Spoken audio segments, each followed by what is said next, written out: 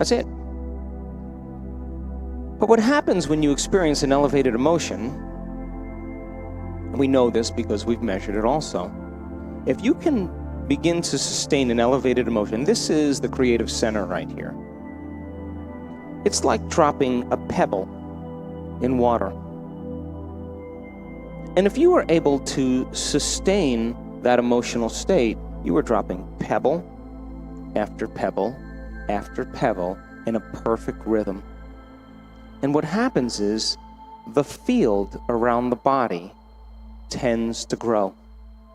Now you are more energy and less matter, more wave and less particle. And now you begin to feel connected to something greater.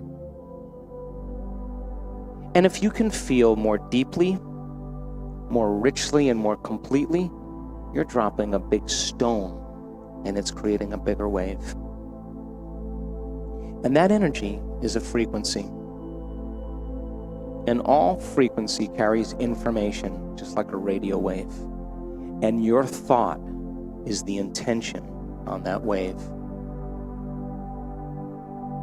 And so, I had them sustain these elevated states for 10 minutes a day, twice a day, or 3 times a day for 4 days. At the end of 4 days, their cortisol levels dropped 3 standard deviations, clinically significant. But their IgA levels went from about 53.5 to 87. That is scientific history right there. They epigenetically signaled new genes in new ways, and their immune system got much, much stronger. And there were a few people whose values were over 100. 10 minutes of gratitude a day could heal you. It's better than any flu shot.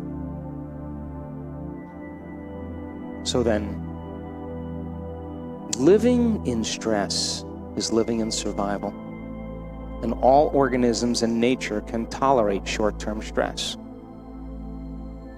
But human beings, we become addicted to very chemicals of stress, very hormones of stress.